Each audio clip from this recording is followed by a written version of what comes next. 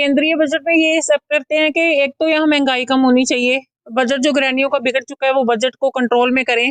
और ये बजट सिर्फ किचन का ही नहीं, मैं कहूँगी हर तरह से बजट जो बिगड़ चुका है। आप एजुकेशन डिपार्टमेंट में चले जाओ, आप किचन में चले जाओ, आप अदर कोई भी किसी भी स्ट्रम में चले जाओ तो वहीं दिखेगा आपको हर तरफ महंगाई, भ्रष्टाचार, यही चीजें रह गई हैं।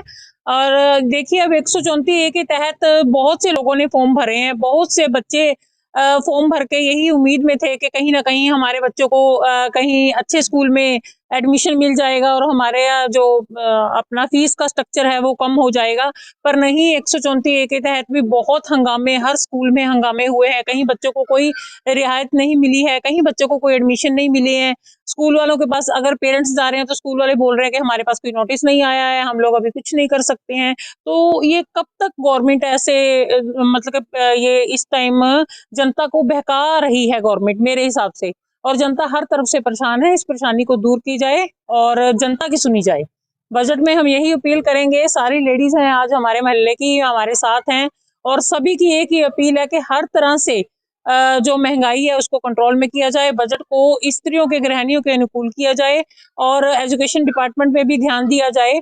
हर तरफ से देखो, बजट तो बजट है, चाहे वो किसी भी लाइन में ले लो, हर जगह महंगाई है, हर जगह ये सब फैल रहा है। इसको कंट्रोल में करोगे तो जनता भी आप लोगों के साथ है, जनता आपसे कहीं भागी नहीं है। अगर आप इन फ्यूचर जनता से उम्मीद करते हो कि जनता सरकार के साथ हो तो जनता की भी तो सुनो। अगर जनता की सुनेंगे तो जनता ऑलवेज सरकार के साथ ही रहेगी। बजट आने वाला, केंद्रीय सरकार का बजट आने वाला है, तो मेरा ये मानना है कि केंद्रीय सरकार का बजट इस तरह से आना चाहिए कि हम गृहिणियों को देख करके सरकार को बजट बनाना चाहिए। आप ये देखिएगा किचन में कि सबसे पहले जो हमारी बेसिक नीड है वो किचन है। किचन का सिलेंडर है, दालें हैं और एक्स्ट्रा जो चीजें हैं हमारी, वो हमारा बजट इतना खराब हो जाता है, इतना बैलेंस हो जाता है कि हम अपने बच्चों के लिए कुछ पैसा बचा ही नहीं पाते। अब आप एजुकेशन को भी ले लो, एजुकेशन में फीसें अभी अभी मैडम ने 134 की बात की है, तो मेरा मानना है अगर हमारे पास इतने पैसे बच जाए तो हमें 134 की तरफ देखना ही ना पड़े। मेरे विचार, आदमी के विचार अपने अपने होते हैं, तो मैं चाहती हूँ कि बजट ऐसा बनाया जाए कि गृहिणी के ऊपर लोड ना पड़े, वो खुशी खुशी अपने बच्चों की एजुकेशन पे पैसा अपनी इच्छा के अनुसार लगा सके और अपने भविष्य को सुखद बना सके। धन्यवाद। मेरे विचार में तो ये है कि जैसे बच्चों की एजुकेशन के लिए सरकार को सोचना चाहिए कि जहाँ पे बच्चे मतलब एक मीडियम मिडिल क्लास जो फैमिली का बच्चा है, वो एक मतलब उच्च वर्ग की स्टडी के लिए वो उसको सोचना पड़ता है। क्यों सोचना पड़ता है? हमारे बच्चे क्यों बाहर भाग रहे हैं? बाहर इसीलिए भाग रहे हैं क्योंकि यहाँ पे हमें फैसिलिटीज नहीं है। अगर फैसिलिटीज होंगी तो क्यों जाएंगे वो बाहर?